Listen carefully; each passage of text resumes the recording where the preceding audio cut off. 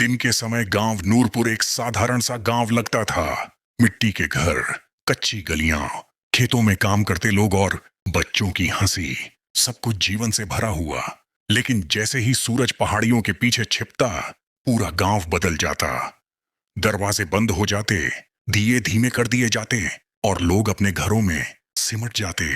रात नूरपुर में शांति नहीं, बल्कि डर लेकर आती थी। डर एक साये का। यह साया कोई साधारण साया नहीं था। न उसकी शक्ल साफ दिखाई देती थी, न उसकी कोई आवाज सुनाई देती थी, लेकिन उसकी मौजूदगी हर दिल पर बोझ बन जाती थी। लोग कहते थे कि जब यह साया गांव की गलियों से गुजरता है तो हवा ठंडी हो जाती है और दिल बेवजह घबराने लगता है। वर्षों से यह माना जाता था कि कुछ समय बाद कोई न कोई व्यक्ति अचानक गायब हो जाता है और फिर उसका नाम सिर्फ फुसफुसाहटों में लिया जाता है।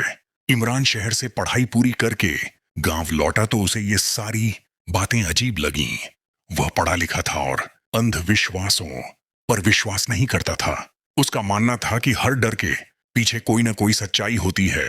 लेकिन जब उसने अपनी आंखों से देखा कि रात के समय पूरा गांव जैसे सांस रोक लेता है, तो वह चौंक गया। एक रात इमरान देर तक जागता रहा। बाहर हवा में अजीब सी सरसराहट थी। अचानक उसे लगा कि दीवार के पास कुछ हिल रहा है। उसने खिड़की से झांका तो देखा कि एक लंबा काला सा साया जमीन पर फैलता जा रहा है। वह पूरी तरह इंसान नहीं था, लेकिन इंसान जैसा लगता था। इमरान का दिल जोर जोर से धड़कने लगा, मगर वह भागा नहीं। वह साया धीरे धीरे पुराने कुएं की ओर बढ़ा और फिर अंधेरे में गायब हो गया। अगले दिन इमरान ने गांव के बुजुर्गों से सवाल किया, लेकिन सबने बात टाल दी। आखिरकार वह दादी जरीना के पास पहुंचा, जो गांव की सबसे बुजुर्ग महिला थीं। उन्होंने गहरी सांस ली और बताया कि यह साया एक पुराने अन्याय का नतीजा है। बहुत साल पहले एक दरवेश इस गांव में आया था। वह सादा दिल और सच्चा इंसान था, लेकिन गांव के एक ताकतवर व्यक्ति ने उस पर चोरी का झूठा इल्जाम लगाकर उसे मार डाला। सच्चाई कभी सामने नहीं आई और उस निर्दोष आत्मा को शांति नहीं मिली।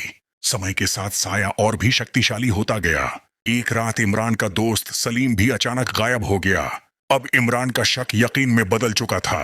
वह समझ गया कि यह सब सिर्फ कहानियां नहीं, बल्कि अधूरा इंसाफ है जो साये की शक्ल में लौट रहा है।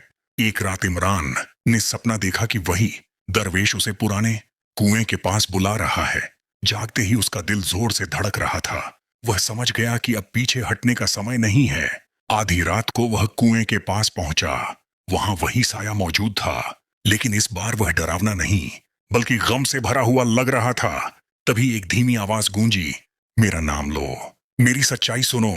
इमरान ने हिम्मत जुटाकर कहा कि वह सच्चाई सबके सामने लाएगा। उसके यह कहते ही साया धीरे धीरे हल्का होने लगा। अगले दिन इमरान ने पूरे गांव के सामने पुरानी सच्चाई बयान की, सबूत दिखाए और लोगों को मजबूर किया कि वे अपने पूर्वजों के गुनाह को स्वीकार करें। गांव वालों ने उस दरवेश की एक पहचान वाली कब्र बनवाई, उससे माफी मांगी और उसके नाम पर दुआ की। उस रात के बाद वह साया फिर कभी दिखाई नहीं दिया। नूरपुर में रातें फिर से शांत हो गईं और लोग बिना डर के सांस लेने लगे। इमरान समझ गया कि असली डर अंधेरे में नहीं होता, बल्कि उस सच्चाई में होता है जिसे सालों तक छुपाया जाए। जब सच्चाई सामने आ जाती है तो साए अपने आप मिट जाते हैं।